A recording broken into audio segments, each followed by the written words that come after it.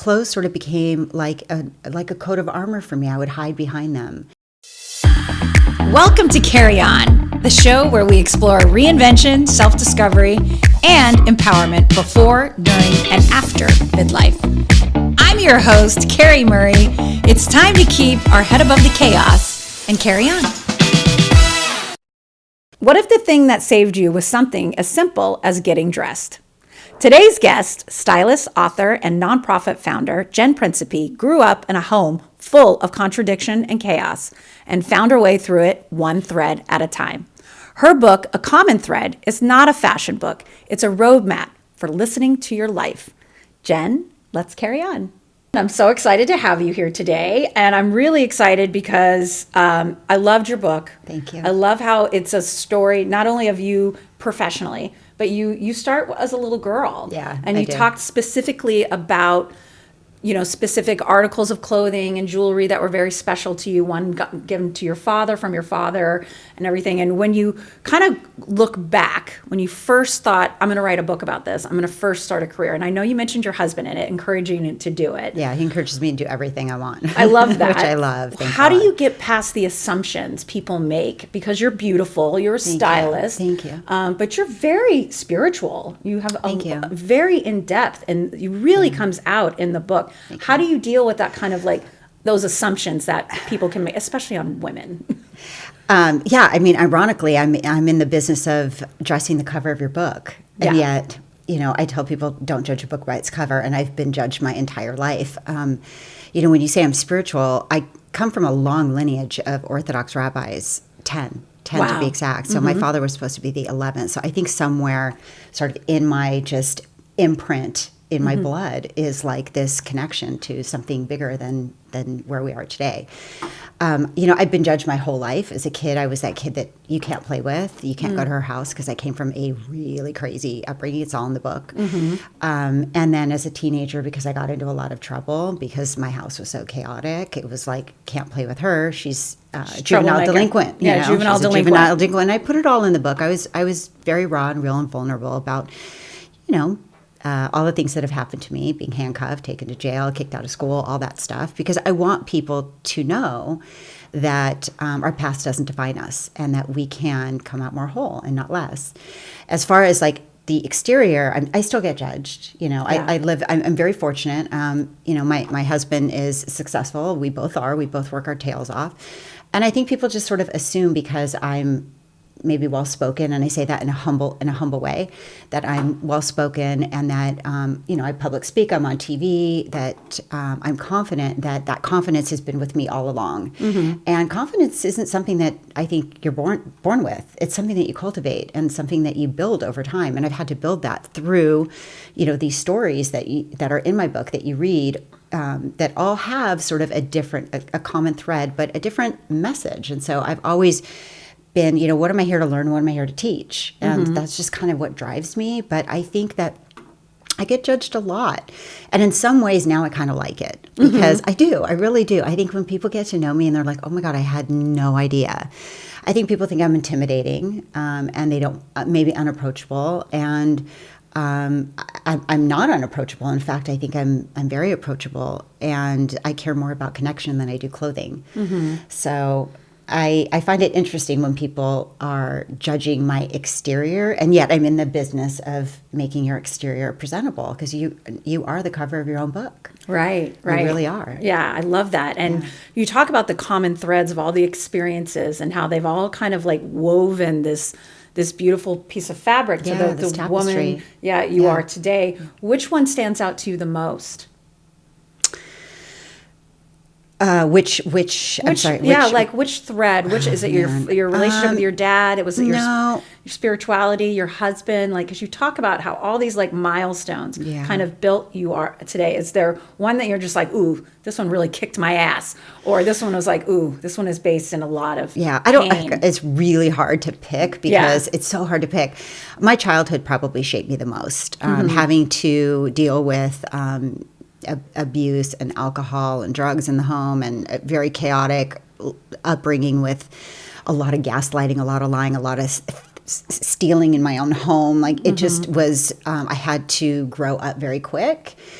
And I think that has shaped me in a way that has made me resilient and also powerful and sort of unapologetic as to kind of, who I am. And then on the other hand, I'm also, my best friend calls me, what does she call me? What Monica from Friends? Scrappy. Scrappy. I'm scrappy because I didn't come from, we didn't come from money. And so I had to make things work. I remember when I was in the 3rd or 4th grade, I was hungry a lot. And so I created a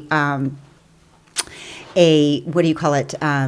When you knock on somebody's door and you say, hi, do you have a scavenger hunt? Scavenger hunt, So I was hungry. So I created a scavenger hunt. And I put on there things like a paper clip, a piece of paper, a pen, a banana, an orange, an apple. And I would cross everything out that was tangible, but everything that you could eat was there. And I would say, hi, I'm just wondering, did my friends come here first? And they're like, no. And I'm like, oh, I'm on a scavenger hunt. I just need one of these things to win. You're kidding. Scrappy. Scrappy. Yeah, scrappy. And I bet they found it for you too. They did. Of course. They did. I knew all the houses in my neighborhood that had plum trees or, which seasons would grow fruit. And I'd climb over and I'd climb the trees and pick the fruit. So, oh, wow. Yeah, I was a survivor from the get-go. Definitely. Yeah. Definitely. How do you think that influenced your kind of love for fashion and styling? So when I was a child, I spent my mom left when I was 6 months old. So my father tried to raise me. We had a housekeeper that came in that became I call her my surrogate mother, but she was very abusive.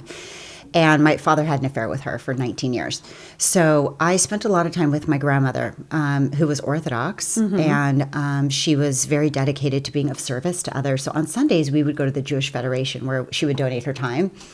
And she would work the cash register, and I would quietly slip into the back where racks of clothing became my escape. And if you've ever seen a child engaged in role play, what they're doing subconsciously is quite brilliant because they're ascribing meaning to the articles of clothing that they're wearing. It's known as enclothed cognition.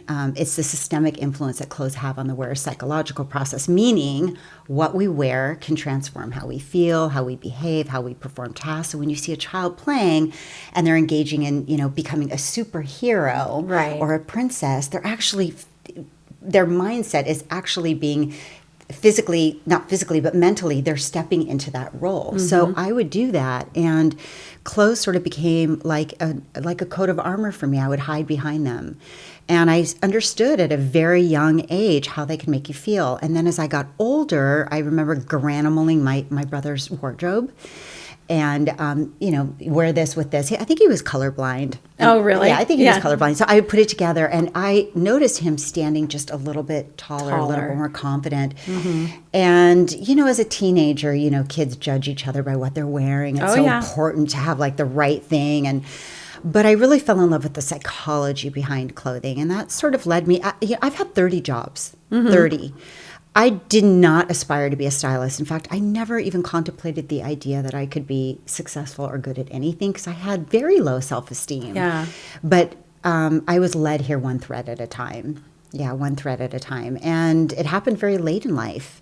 So if you're listening, you can reinvent yourself at any age. So true. At any age. Yeah. And what brought you into styling then? So you're going through 30 jobs. And 30 jobs. When did you think, can I make this a job? Is this a job? Do people do this? Right. So what happened was I naturally have a gift, and I believe we all have one, right? Your creation is an invitation to contribute what's uniquely yours. This is uniquely yours. The gift of being able to, carry conversation and to shine light on others. For me, that gift was always clothing. I always had a passion for it, just a love affair with it. I understood it. I understood colors, color patterns, body types, maybe as I got a little older, body types. But I was fascinated with it. So that gift was always there. And then one day, my kids were getting older. I was on a run. We talked about this a little bit on the phone. And I started thinking, what can I do just to, kind of just creative wise. And I was home. My husband was out of town. I started working in my wardrobe, and I started putting outfits together so that when you're stressed out and you have to get in the car and you only have 10 minutes and I hate this outfit and and then it just makes you more stressed. So I thought, I'll lay it out from start to finish and I'll take a picture of it and I'll make myself a book. So I went to Kinko's because it's before phones, right? Oh, yeah. Before you could organize. Digital camera. Yeah. So I took a picture. Before Pinterest. before all that. So I made myself a book that I kept in my closet. So I could just kind of, and then I started thinking, wow, there's probably so many people out there that have clothing and they just don't know how to put it together. So I called a girlfriend of mine who loves fashion, but she knows she always misses the mark. And she's always asking me, can you help me? So I called her and I said, hey, can I come over? I want to work in your wardrobe. I have this idea of maybe just working in people's wardrobes and helping them kind of, utilize more of their wardrobe.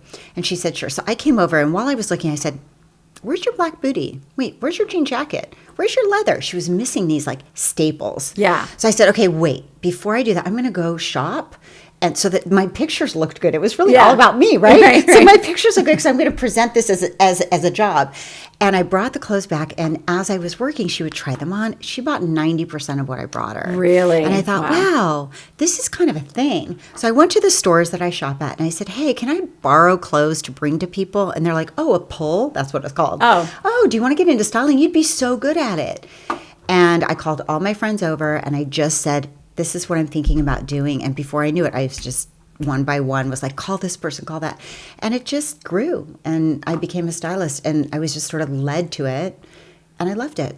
I loved making people feel self-confident and self-assured. And it's, an invitation into a very private space that I found very sacred. And people get very vulnerable when it comes to because I know you say in the book, matching people's insides to their outsides. Yeah. Explain that a little, because I know when I've worked with a stylist, I feel like, great, I don't have to do it. But they pick things I would never pick. Yeah. That's the other thing. How do you match people's insides with their outsides when you're working with them?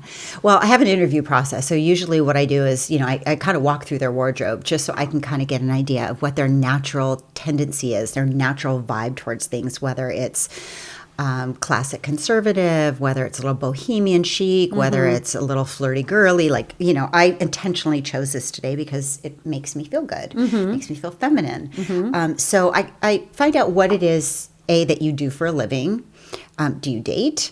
Are you married? Do you go out? So that I'm choosing things that fit into your lifestyle and things that you feel comfortable with. I also look at your skin tone and what's going to look best on your skin tone and your body type. And then I ask you to send me a few photos of inspirational pictures that you like, and then we dissect them together. Because what will happen is sometimes you'll send me a photo, and the woman is wearing like 4-inch heels, and it's maybe like a little backless or a little midriffy, and I'll say, "Oh, do you wear that?" No, so it'll look completely different. So we just sort of dissect photos, but really the purpose is for, when I say matching your insides metaphorically to your outsides, is that we should choose clothing intentionally. What vibrationally will raise your vibration, what you feel most self-confident, most self-assured in. So while I can go and pick 1,000 things for you that are fashion forward and on trend, that's not my goal. Right. My goal really is to pick things that make you feel like you elevated. Yeah.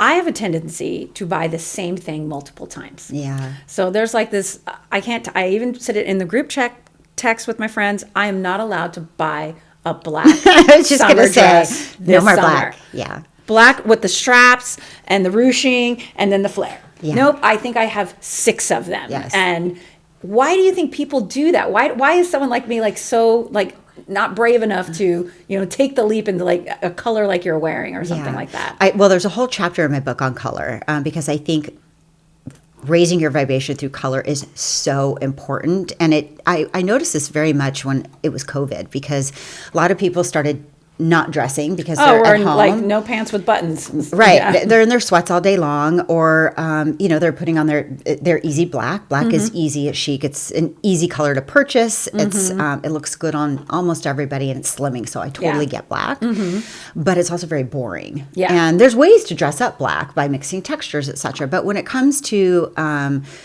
color, there's so much psychology behind color. And even when like Fortune 500 companies choose the colors that they're going to use in their logos, they choose it intentionally because blue represents stability and trust, where, red, like wearing red on a first date, gets the blood pumping. That's why they have like red for the stoplights and, Right. Why we're red. And when you're networking, you want to choose colors so that, and I don't like the word networking, I actually like the word co-creating. Yeah. When you're co-creating and you're in that environment and space, you really want to choose something that is going to stand out, because I guarantee you 70% of the people are going to wear black.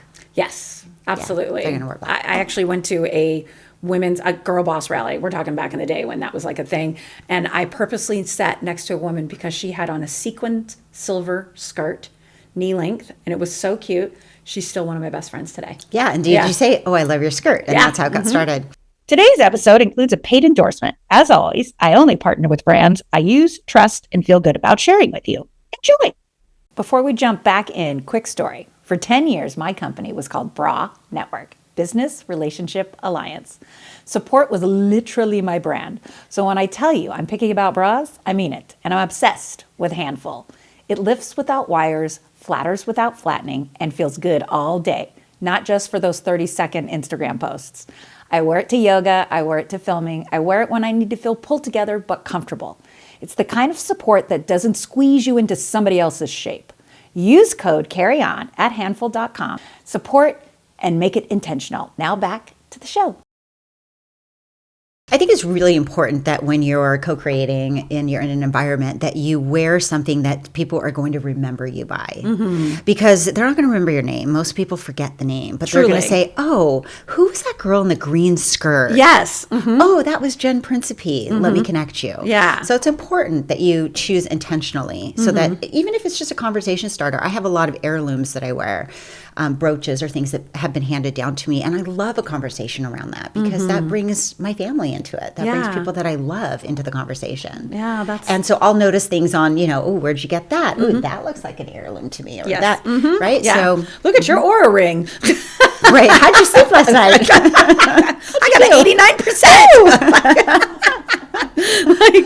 Okay. Also in your book, you talk about the God system. Yeah, the God shots. God shots. And they're all throughout your story. Especially, I really love the story about your son going back to Israel. Oh, that was crazy. And that was a beautiful story. And you really described him having that God shot. Yeah. And how it really projected him in that direction. It did.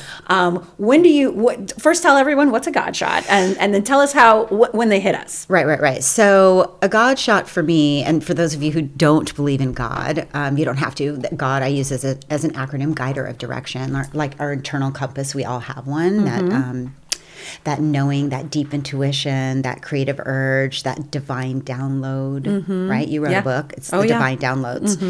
And we get them. And so when I public speak, I talk about how to recognize them and how to move through them. So it's a system. I call it the GPS system, like our global positioning system in our car that we heavily depend on. I know I do because I'm a terrible driver.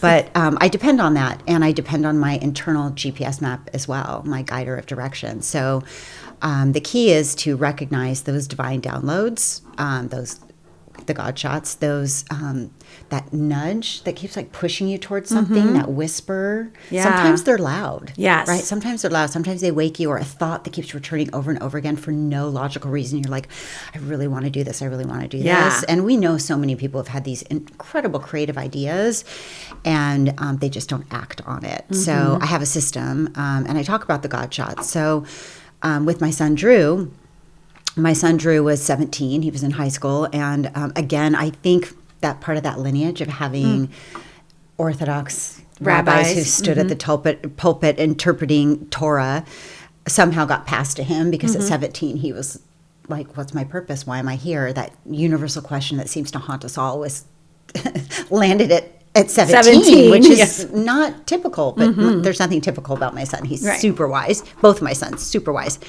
But so I sat down on his bed because he was retreating into his room a lot, and I could tell that he was getting a little, I hate to use the word depressed because that's a real clinical term, but he was, not like himself, maybe. Not like himself. He was definitely him. not like himself. And I sat down and I talked to him about the God shots, and I explained to him that in order to hear them, for me, not for everybody, sometimes they're loud, but for me, I really have to quiet my mind. It's kind of like a cell phone. In order for my cell phone to charge, I have to put it down. Yes. And that's the same with myself. I have to go on a run or a walk. I need that quiet time in order to get the clarity, downloads. to get clarity, to feel what I'm supposed to be hearing.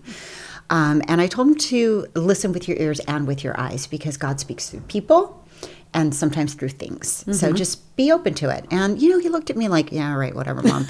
And the next day he came into my room and he stretched out his arm, and we'd purchased a bracelet when we were in Israel, in the most religious part of Israel.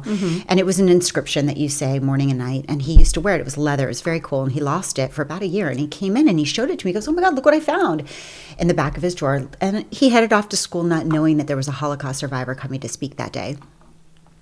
So the Holocaust survivor told his story, and my son listened. And at the end, the Holocaust survivor said, if anyone wants to stay during the lunch period, he's going to stay in there. They can ask Q&A.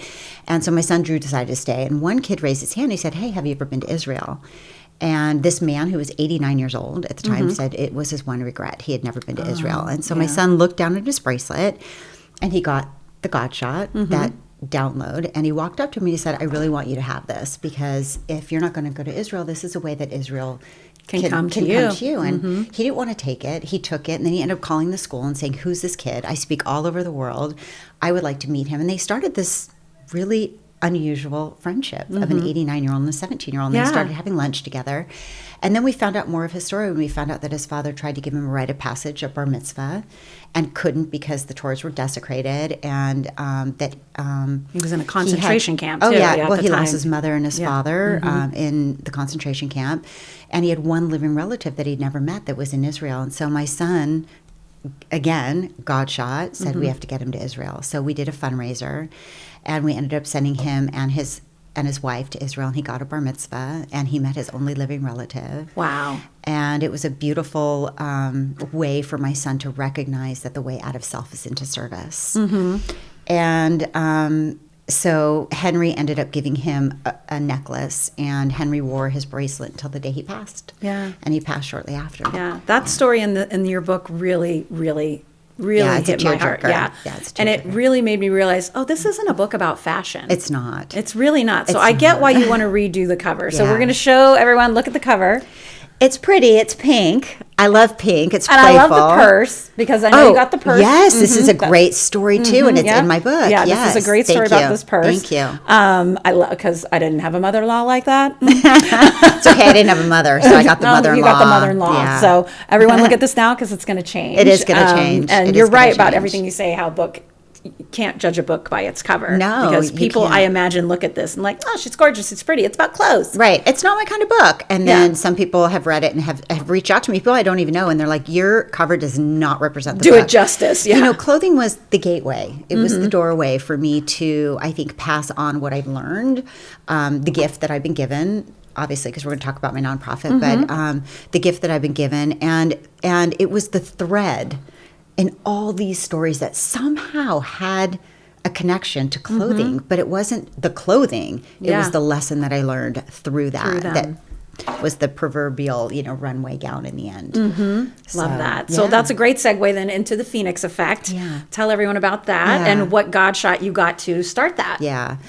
Yes. So I was working, I think I'd been in business about 10 years, and I loved what I did. I recently retired. I don't know if you know that. I didn't know that. Okay. Darn it. I can't work with you now. I can refer you to two people that are great. I recently retired mainly because I felt like that chapter of my life was finished. Okay.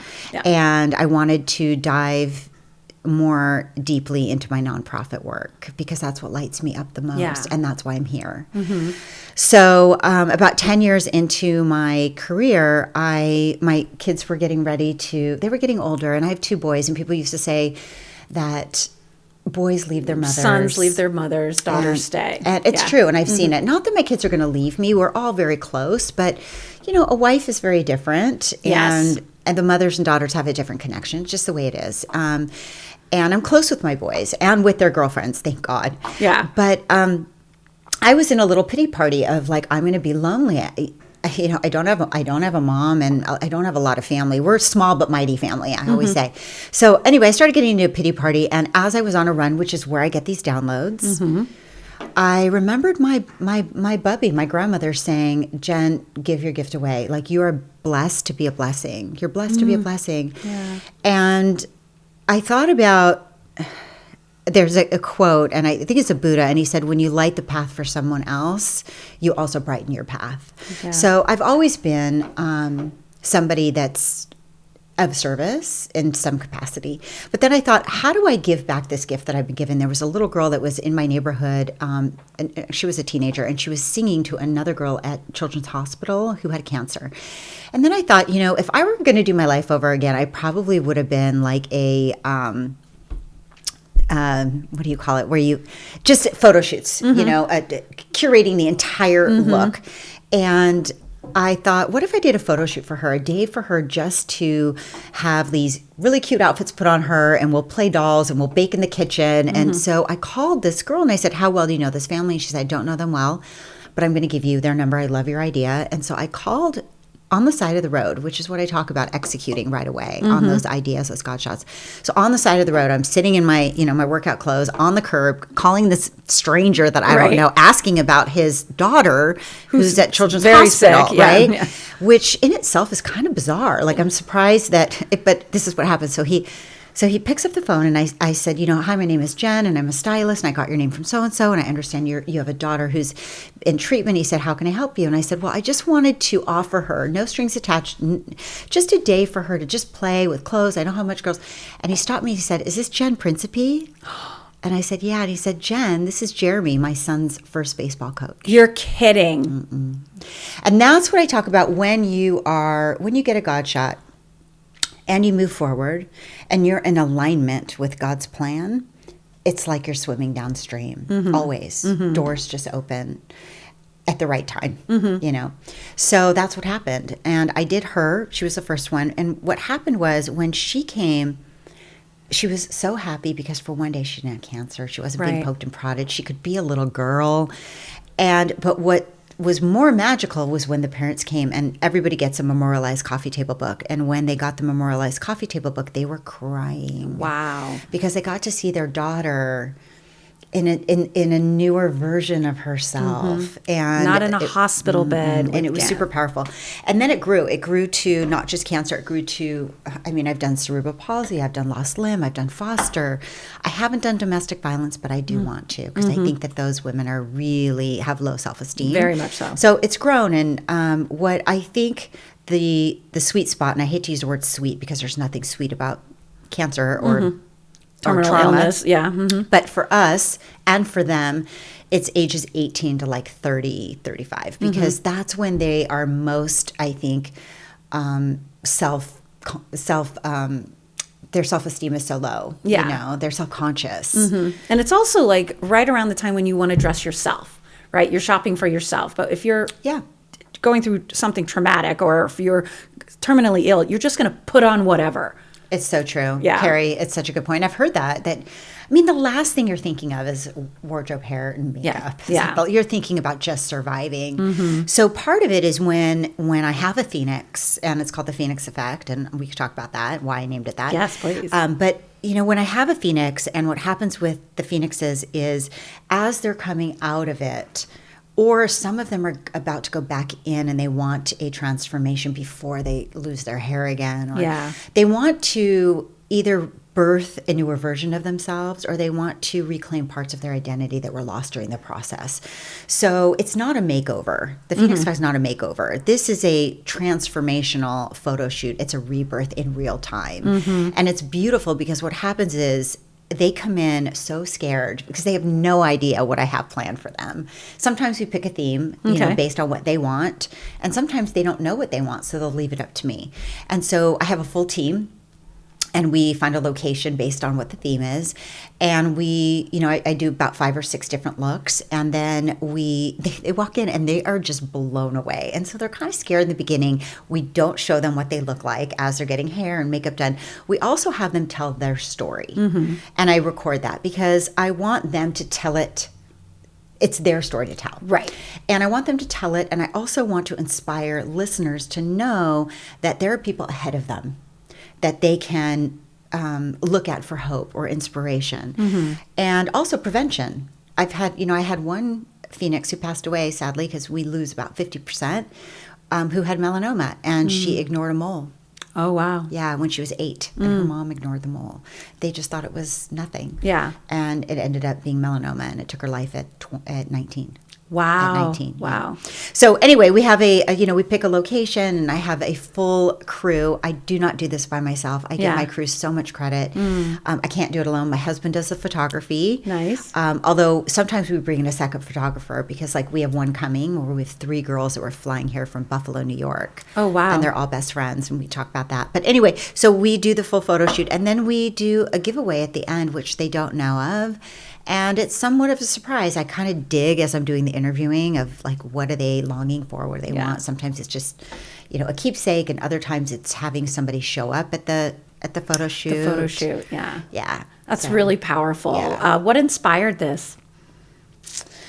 Well, and the name. How did you come up with the name? Yeah, I feel like the Phoenix Journey, for those of you who are listening that don't know the Phoenix Journey, the Phoenix Journey is a legendary myth. It's you may know it. I'm just letting your listeners know, but it's a legendary myth that's been around for centuries.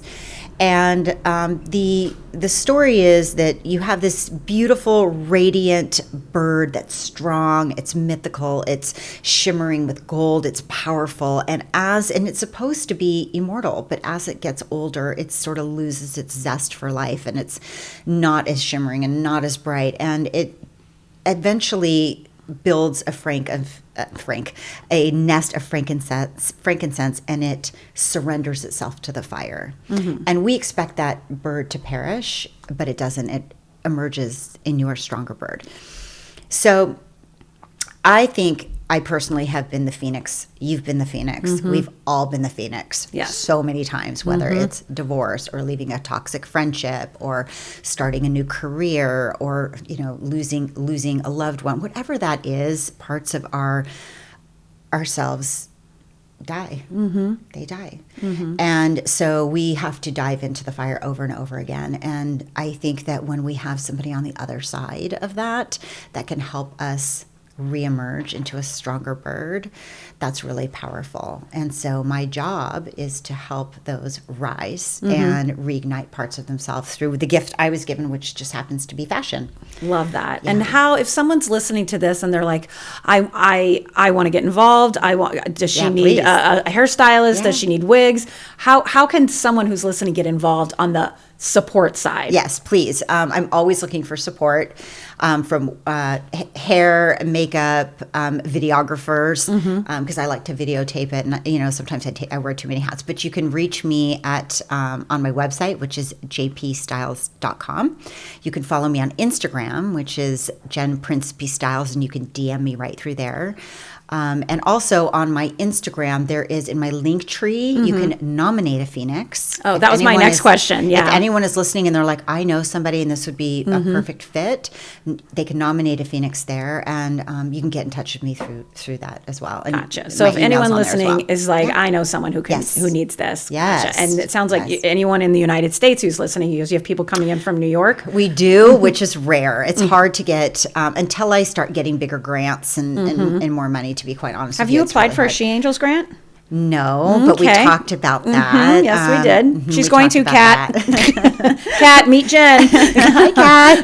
Please. I don't take a penny.